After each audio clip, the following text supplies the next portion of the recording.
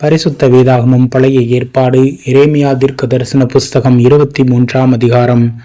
என் மேய்ச்சலின் ஆடுகளை கெடுத்து சிதறடிக்கிற மேய்ப்பர்களுக்கு ஐயோ என்று கர்த்தர் சொல்கிறார்.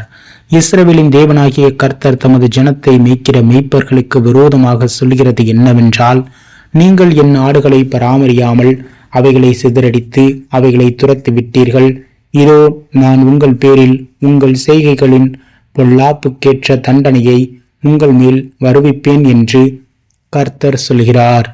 நான் என் ஆடுகளில் மீதியாயிருப்பவைகளை துரத்தி இருந்த எல்லா தேசங்களிலும் இருந்து சேர்த்து அவைகளை திரும்ப அவைகளின் துளுவங்களுக்கு கொண்டு வருவேன்.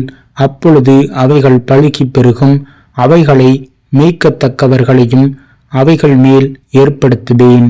இனி அவைகள் பயப்படுவதும் இல்லை, கலங்குவதும் இல்லை, காணாமற் போவதும் இல்லை என்று கர்த்தர் சொல்கிறார். இதோ நாட்கள் வரும் என்று கர்த்தர் சொல்கிறார். அப்பொழுது தாவீதுக்கு ஒரு நீதியுள்ள கிளையை எழும்ப பண்ணுவேன். அவர் ராஜாவாயிருந்து ஞானமாய் ராஜரிகம் பண்ணி பூமியிலே நியாயத்தையும் நீதியையும் நடப்பிப்பார். அவர் நாட்களில் யூதா ரட்சிக்கப்படும், இஸ்ரவேல் சுகமாய் வாசம் பண்ணும். அவருக்கு இடும் நாமம் நமது நீதியாயிருக்கிற கர்த்தர் என்பதே. ஆதலால் இதோ நாட்கள் வரும், அப்பொழுது இஸ்ரவேல் புத்திரரை எகிப்து தேசத்திலிருந்து அழைத்து கொண்டு வந்த கர்த்தருடைய ஜீவனை கொண்டு சத்தியம் பண்ணாமல் இஸ்ரவேல் வீட்டின் சந்ததியாரை தங்கள் சுய தேசத்தில் குடியிருக்கும்படிக்கு வட தேசத்திலும் நான் அவர்களை துரத்தி இருந்த எல்லா தேசங்களிலும் இருந்து அழைத்து வழி நடத்தி கொண்டு வந்த கர்த்தருடைய ஜீவனை கொண்டு சத்தியம் பண்ணுவார்கள் என்று கர்த்தர் சொல்கிறார். தீர்க்கதரிசிகளின் நிமித்தம் என் இருதயம் என் உள்ளத்திலே நொறுங்கி இருக்கிறது, என் எலும்புகள் எல்லாம் அதிர்கிறது. கர்த்தர் நிமித்தமும் அவருடைய பரிசுத்த வார்த்தைகளின் நிமித்தமும் நான் வெறித்திருக்கிற மனுஷனைப் போலவும் மதுபானம் மேற்கொண்டவனைப் போலவும் இருக்கிறேன்.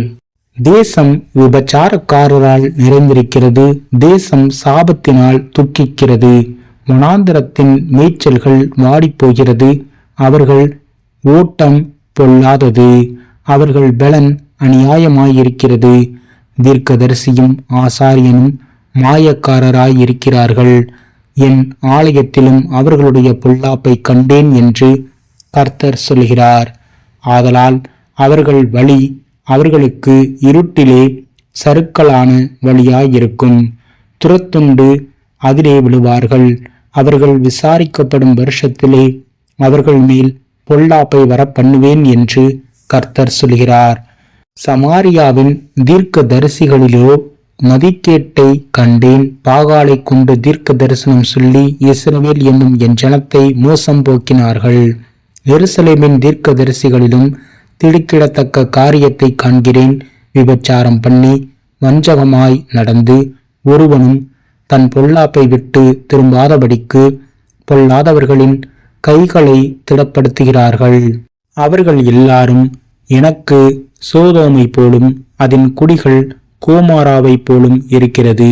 ஆதலால் சேனைகளின் கர்த்தர் தீர்க்கதரிசிகளை குறித்து, இதோ நான் அவர்களுக்கு புசிக்க எட்டியையும் குடிக்க பிச்சு கலந்த தண்ணீரையும் கொடுப்பேன். எருசலேமின் தீர்க்கதரிசிகளில் இருந்து மாயமானது தேசம் எங்கும் பரம்பிற்றே என்று சொல்லுவார்கள். உங்களுக்கு தரிசனம் சொல்லுகிற தீர்க்க தரிசிகளின் வார்த்தைகளை கேளாதிருங்கள். அவர்கள் உங்களை வீண் பெருமை கொள்ளும்படி செய்கிறார்கள். கர்த்தருடைய வாக்கை அல்ல, தாங்கள் யூகித்த தரிசனத்தை சொல்லுகிறார்கள் என்று சேனைகளின் கர்த்தர் சொல்கிறார். அவர்கள் என்னை அசட்டை பண்ணுகிறவர்களை நோக்கி, உங்களுக்கு சமாதானம் இருக்கும் என்று கர்த்தர் சொன்னார் என்று சொல்லுகிறதும் இல்லாமல், தங்கள் இருதயத்தின் கடினத்திலே நடக்கிற யாவரையும் நோக்கி, உங்கள் மேல் பொல்லாப்பு வராதென்றும் சொல்கிறார்கள். கர்த்தருடைய ஆலோசனையில் கூட நின்று அவருடைய வார்த்தையை கேட்டறிந்தவன் யார்? அவருடைய வார்த்தையை கவனித்து கேட்டவன் யார்? இதோ கர்த்தருடைய பெருங்காற்றாகிய கொடிய புசல் புறப்பட்டது, அது துன்மார்க்கருடைய தலையின் மேல் உக்கிரமாய் மோதும். கர்த்தர் தம்முடைய இருதயத்தின் நினைவுகளை நடப்பித்து நிறைவேற்றும் அளவும் அவருடைய கோபம் தணியாது. கடைசி நாட்களில் அதை நன்றாய் உணர்வீர்கள். அந்த தீர்க்கதரிசிகளை நான் அனுப்பாதிருந்தும் அவர்கள் ஓடினார்கள். அவர்களோடு நான் பேசாதிருந்தும் அவர்கள் தீர்க்க தரிசனம் சொன்னார்கள்.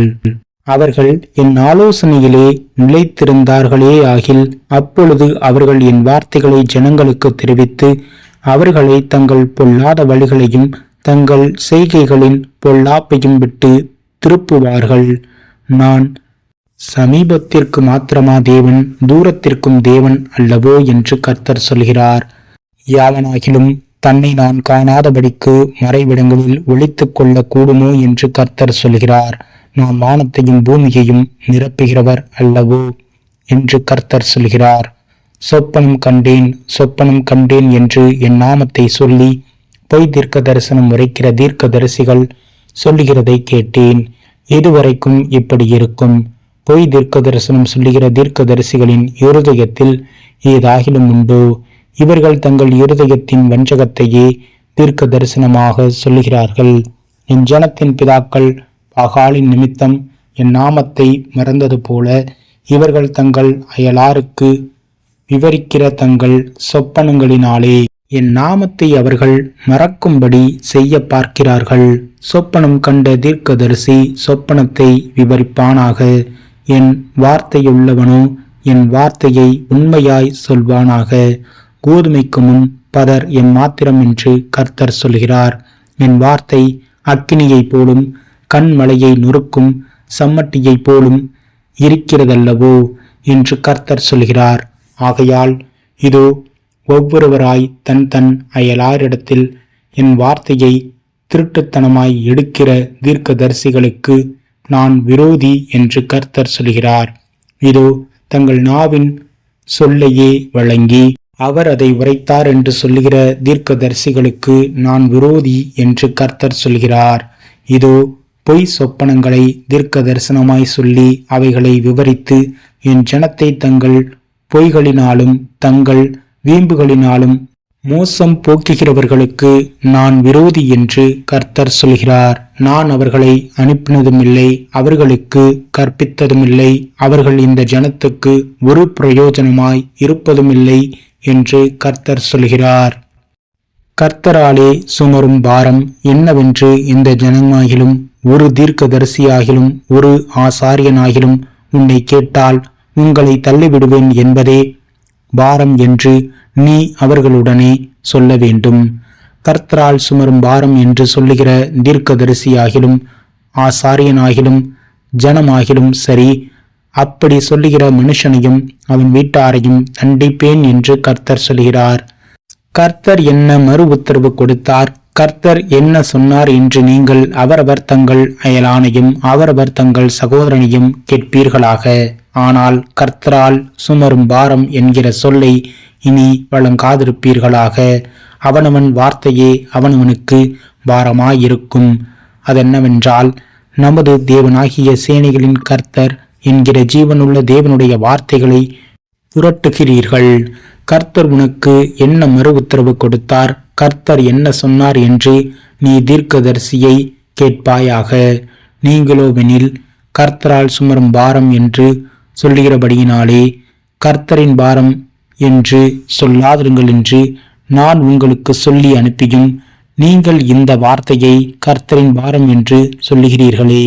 ஆதலால் இதோ நான் உங்களை மறக்கவே மறந்து உங்களையும் நான் உங்களுக்கும் உங்கள் பிதாக்களுக்கும் கொடுத்த நகரத்தையும் எனக்கு முன்பாக இராதபடிக்கு கைவிட்டு மறக்கப்படாத நித்திய நிந்தையையும் நித்திய லட்சையையும் உங்கள் மேல் வரப்பண்ணுவேன் என்று கர்த்தர் சொல்கிறார்.